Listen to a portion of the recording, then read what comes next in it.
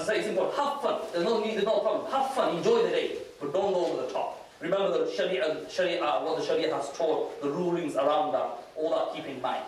Upon coming into the masjid, for the ladies, not the time if they're in the masjid or if they go to the center, when you enter into the area where the loads of people are waiting for your, for your honourable entrance, always say Assalamu alaikum and enter into that area. If you're a man, you come into the masjid, what mostly happens is the man will come, the groom will come to the masjid, and on behalf of the bride, a wakil will come, or a wali, or a wakil, or whatever you call it, her representative, a father, or uncle, or somebody else will come.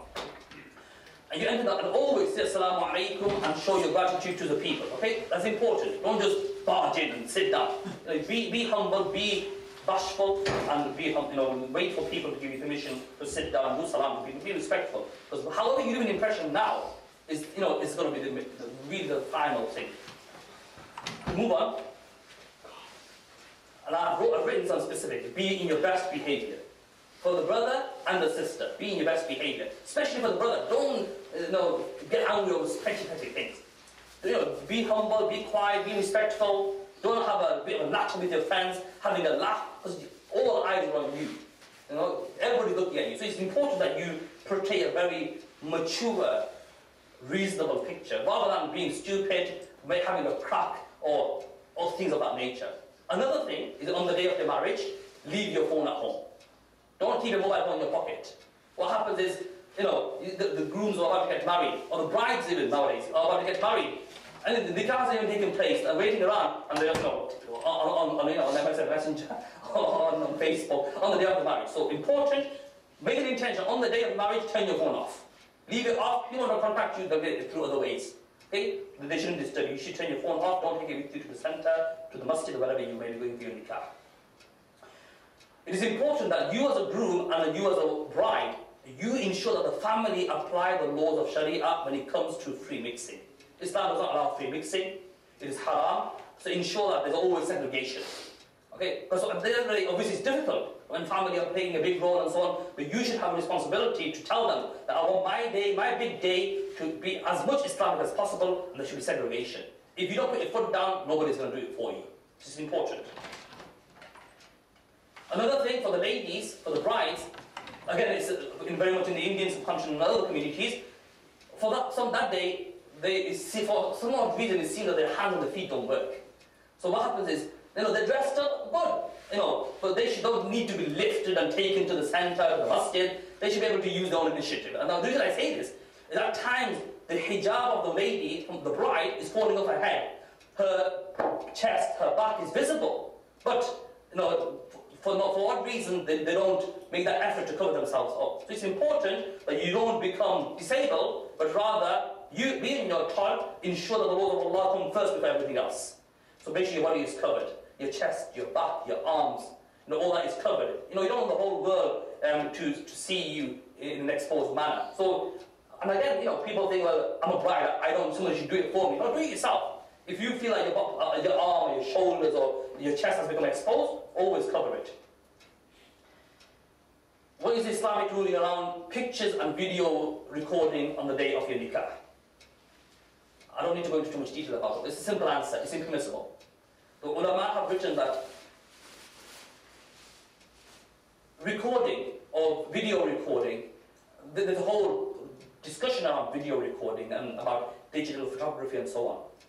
But the majority of the scholars have written, if it's not for the work of da'wah, or if it's not for the work of Islam, then there's no need. It's best and it is advisable to refrain from recording of pictures, including photo pictures as well, mobile phone. And you might think, well, 21st century, that seems strict, but this is the teachings of Allah, His noble messages of Allah. More emphasis on the digital recording of the whole, and they're putting the DVD together and sending it around the whole of England, sending it abroad, let everybody have a see, and the whole, first of all, Sheikh Abdul Basit Abdul Samad of the Qur'an, and then the next thing is, I don't know, Dulhan Ka Sihra, all this stuff comes on. There's no need for this. So, Islamic principle, when they make it short, it's impermissible. You should not record on video and hire out for £2,000 a guy to come and record the whole thing. There's no need for all of this. Islam does not allow this. It is a sunnah. It is nikah. Getting married is worship. Which should be say, okay, guys, to somebody, today I want to pray salah. So maybe should be the VCR and the camera in and watching me pray salah. No, it doesn't make sense. It's like, so what you pray salah? Don't pray salah. What are you telling me for?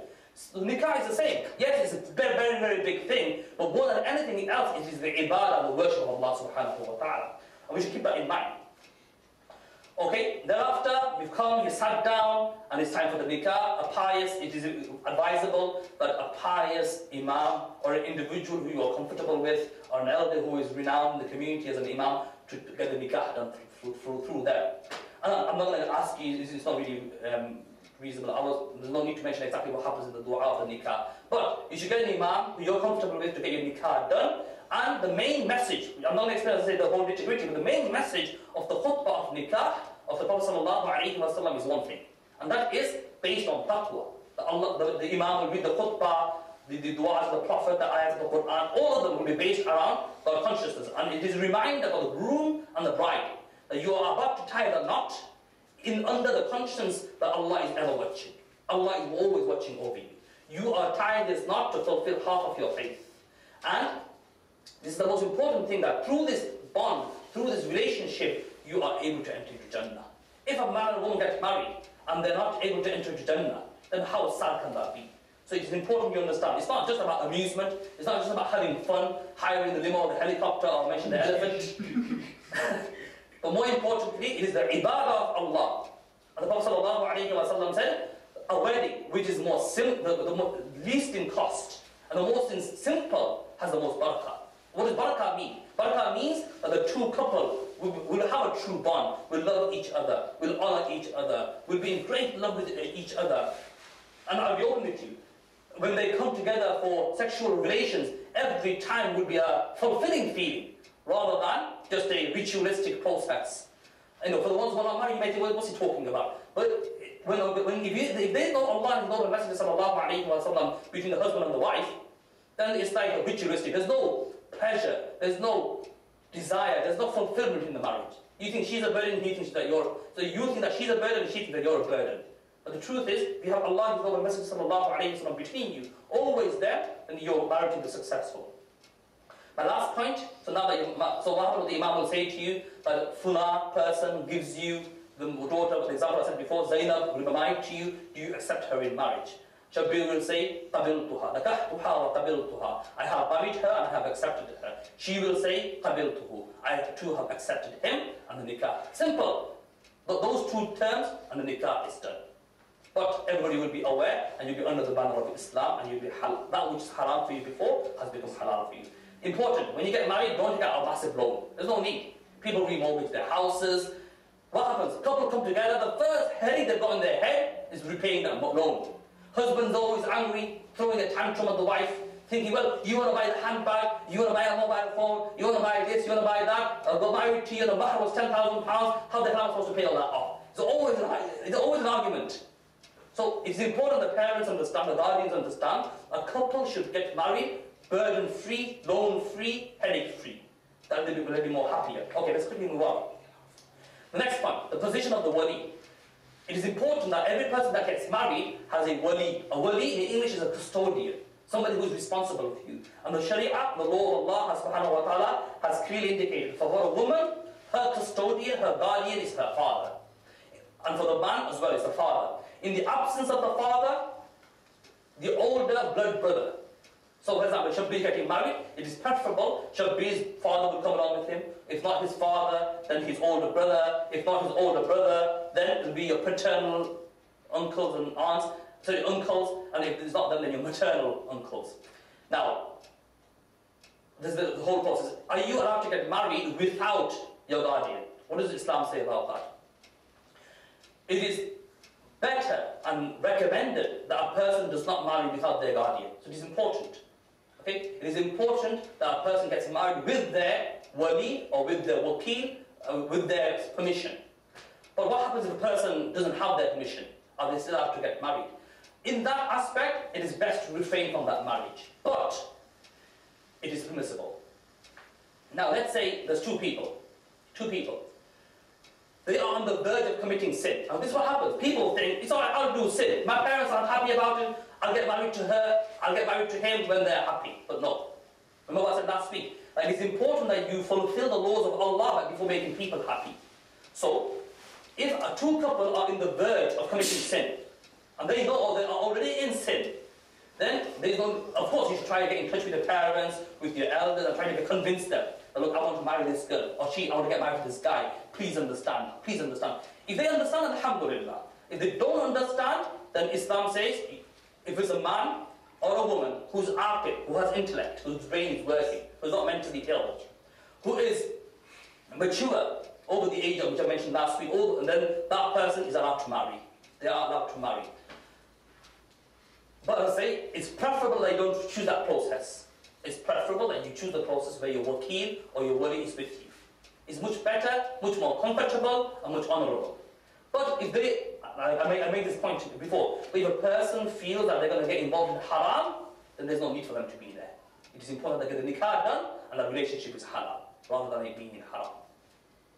Okay.